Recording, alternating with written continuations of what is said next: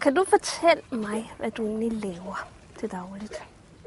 Til dagligt er jeg administrerende direktør for AS Boligbeton. Og hvad er det? Boligbeton er en betonanvendvirksomhed, som producerer alle mulige former for betonanvender til alle mulige former for byggeri. Okay.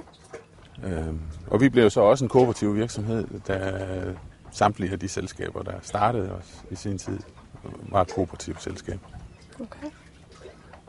Og hvor længe har I været det så? Siden 61. Okay. Hvordan vil det så sige om jeres virksomhed egentlig? Jamen altså, det vil sige, at vi jo som kooperative virksomheder efterlever en række af de kooperative værdier.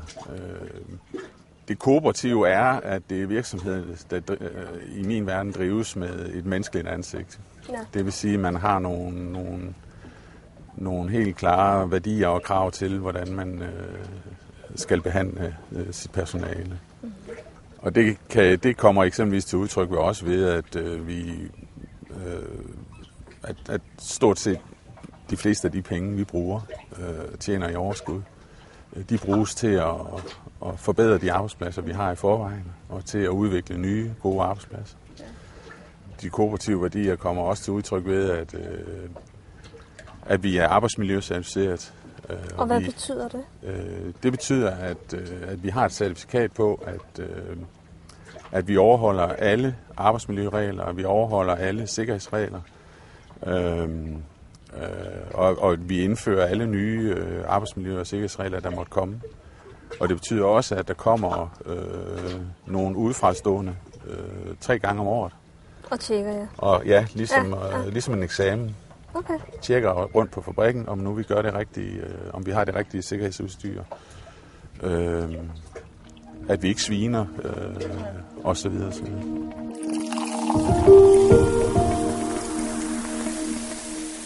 Årsmødet her er jo den store årlige begivenhed for samtlige medlemmer i kooperationen.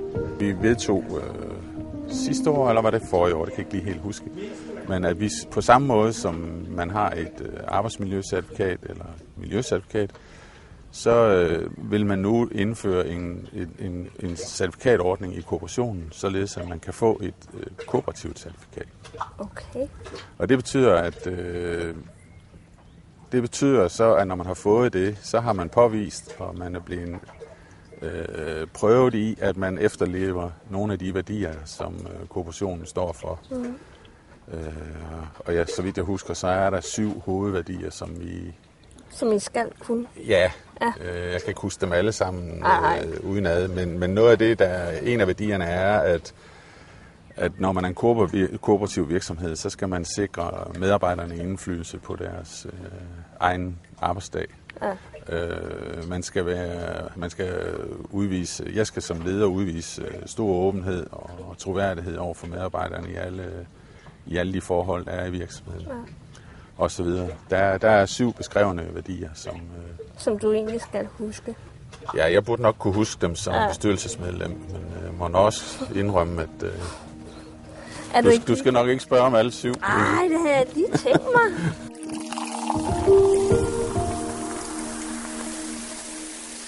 Kreativitet, som er en af værdierne inden for kooperationen, eller som kooperative virksomheder skal forsøge at efterleve. Det dækker egentlig over mange ting. Altså, kan være det kreative eller det opfindsomme i, at vi som virksomhed, der laver betonelementer, der skal vi finde på nogle ting, som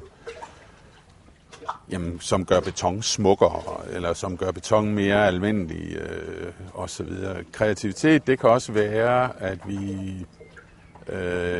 i den måde, vi laver vores sikkerhedssystemer og vores arbejdsmiljøsystemer, opfinder eller finder på nogle ting, som ikke er set før, men som sikrer medarbejderen bedre, som mindsker nedslidningen af medarbejdere, fordi hos os er det et hårdt arbejde at lave betonmænd, og det er fysisk hårdt. For I løfter jo også. I løfter meget, ja. Og, hvad er det, der sker til næste år? Det er, at FN har udnævnt 2012 som værende et internationalt kooperationsår. Og hvad betyder det? Kan du lige forklare mig det? Det betyder, at jamen det er jo ikke kun i Danmark, der findes kooperation. Kooperationen er bredt ud over hele verden.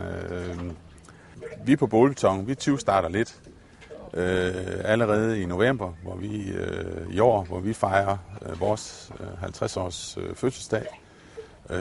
Og i den forbindelse udgiver vi blandt andet vores historiebog, altså Bålbetons historie skrevet de sidste 50 år. Og Bålbeton er også blevet spurgt i bestyrelsen, om vi vil lægge hus til en dag til næste år i forbindelse med kooperationensår, hvor vi ligesom lavede et åbent husarrangement, hvor medarbejdere fra alle de kooperative virksomheder, der er medlemmer af kooperationen, de kunne komme på besøg og gå en runde og se. Og se, hvad I egentlig lavede ja, og sådan noget? Ja, lige nøjagtigt. Ja. Er du egentlig ikke tørstig? Jo. Ja, tænker man ikke. Nu har jeg også snakket længe. Ja, du har faktisk snakket ret længe nu. Men det er faktisk rimelig gode ting, du har sagt, synes Det var godt. Tak skal du have. Altså, jeg tror, jeg er blevet klogere. Tak. Men, skål. Skål.